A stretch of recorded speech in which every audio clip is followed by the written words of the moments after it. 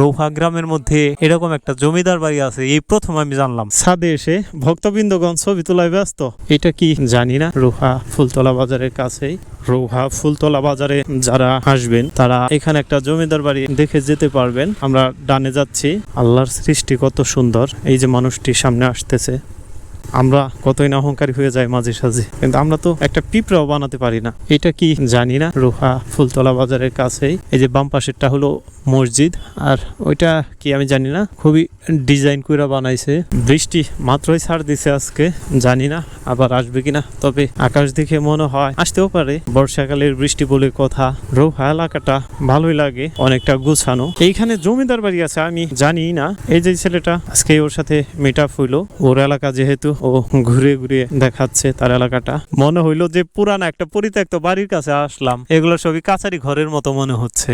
আম পাতা পরে পরে কেমন জানি হয়ে গেছে। এগুলা যখন শুকনা থাকে তখন এগুলো কুড়িয়ে নেয় না কেউ ঝাড়ু দিয়ে।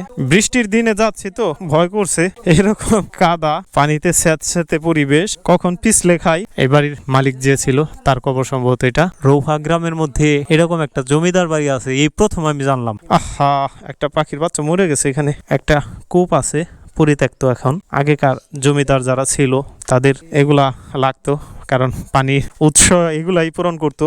বাড়িটা এখন যেহেতু পরিত্যক্ত, থাকে না কেউ, যার কারণে জঙ্গলে আবৃত হয়ে গেছে। এই যে অনেক পুরানা গাছ এগুলা। ওইটা হলো প্রাচীর। ওই যে দূর দিয়ে যে এগুলা দেখা যাচ্ছে ওটা প্রাচীরের একটা অংশ। গুলমালতা পাতা দিয়ে ওইটা ঢেকে গেছে। আর বিশেষ করে উঠানের যে অংশটা, এখানে কচু গাছটা মরা কিছু ডাল পড়ে আছে। বৃষ্টির দিন ছাদে উঠতেও ভয় করে, অনেকটা স্যাঁতস্যাঁতে। এই যে পা পিছলেও যাইতে পারি, যে শ্যাওলা পড়ে গেছে এগুলা। আমি অনেকগুলা জমিদার বাড়ি গেছি, কিন্তু এই প্রথম কোন একটা জমিদার বাড়ির ছাদে উঠলাম। হ্যাঁ, ওই পাশে তো আর একটা জমিদার বাড়ি, এইটারই একটা অংশ আর কি। হ্যাঁ হ্যাঁ, আগে তো জয়েন্ট ফ্যামিলি থাকতো না। ছাদের উপরে গাছ হয়ে গেছে, এই যেগুলো জিকা টাইপের গাছ। এই যে নিম গাছও দেখা যাচ্ছে। রাজবাড়ির ছাদে এসে ভক্তবৃন্দগণ ছবি তোলায় ব্যস্ত। এই ওই জায়গায় গেছেন, ওই জায়গাতে হঠাৎ করে পড়ে যাইতে পারেন, বুঝছেন। ছাদে থেকে বাড়ির সামনের এই অংশ। রৌহা গ্রামের মধ্যে এরকম একটা জমিদার বাড়ি আছে, এটা সত্যি আমাকে অবাক করে তুলছে। আমি এই এলাকাতে কত শতবার যে গেছি এটা গুণে শেষ করার মতো না, কিন্তু আজকে এই প্রথম জানলাম এই যে ছোট ভাইয়ের মাধ্যমে। যদি ওর বাসা এখানেই, তাই না? এইখানে ওর বাসা। ও আমাকে সংবাদ দিল যে ভাই, আপনি তো বেশ কয়েকটা জমিদার বাড়ি গেছেন, তাইলে আমাদের বাড়ির কাছেও একটা জমিদার বাড়ি আছে, তো ঘুরা যান। জমিদার বাড়ি একাংশেই এখন আবার মানুষ বসতি করা শুরু করছে। ওই যে নতুন টিনের ঘর দেখা যাচ্ছে। আমরা নামছি, তবে নামতেও খুব ভয় করছে, অনেকটাই পিচ্ছিল। এই যে শ্যাওলা পড়ে গেছে, এই যে শ্যাওলার আস্তরণ। ঠিক পায়ের দিক থেকেও এই একই অবস্থা।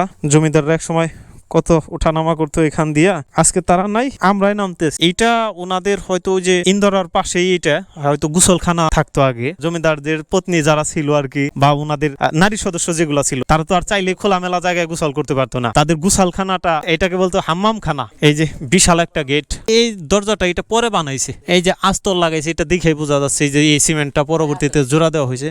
কিন্তু আমার কাছে কখনোই মনে হয় নাই যে এটা এখনকার, কিন্তু গেটটা বানানো ছিল আগেকারই। মূল গেটের পাশেই এই বাড়িগুলা থেকে বেরোনোর জন্য এখানেও একটা দরজা আছে, খুবই সুন্দর। এখনো যে এত বছরের পুরানো জমিদার বাড়ি, তারপরও কতটা ডিজাইন করা। কালের পরিক্রমায় অনেকটাই ধসে গেছে, সবকিছু মলিন হয়ে যাচ্ছে। আস্তে আস্তে হয়তো এগুলাও থাকবে না, এক সময় মানুষও তার স্মৃতির পাতা থেকে মুছে ফেলবে। তবে আমাদের যেহেতু আসার সৌভাগ্য হয়েছে, তো দেখে গেলাম, কিন্তু বৃষ্টির কারণে খুব একটা সুবিধা করতে পারলাম না। আল্লাহ, এই যে একটা যুগ, এই যে ছোট্ট যুগটা নামছে। যাই হোক, আমাদের পা গুলা সার্চ করেন, কারণ আমরা তো যেহেতু হাঁটাহাঁটি করছি।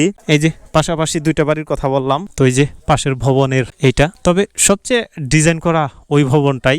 বাড়ির সামনে তো কি পরিমাণ গাছ গাছালি যে আছে, এটা আর বলার অপেক্ষা রাখে না। এগুলা শতবর্ষী আম গাছ বাড়িটাকে অনেকটাই ছায়াযুক্ত করে রাখছে। বাড়ির সামনে ছোট্ট একটা রাস্তা, কারণ এখান দিয়ে সংযোগ একটা রাস্তা চলে গেছে গ্রামের ভেতরে। আর এই পাশটাতে পুকুর পার, এদিক দক্ষিণ দিক, আর দক্ষিণ দিক থেকে বাতাসটা গাছের মধ্যে ফিল্টারিং হয়ে বাড়ির ভেতর চলে যায়। তো সব মিলিয়ে খুবই সুন্দর এবং দৃষ্টিনন্দন। যদি আমরা বৃষ্টির সময় না এসে রোদের সময় আসতে পারতাম, তাইলে আরো ঘোরাঘুরি করে অনেকটা মজা পাইতাম। এই ভিডিওটা এখানেই শেষ করছি, দেখা হবে পরের কোনো নতুন ভিডিওতে। সে পর্যন্ত আল্লাহ হাফেজ।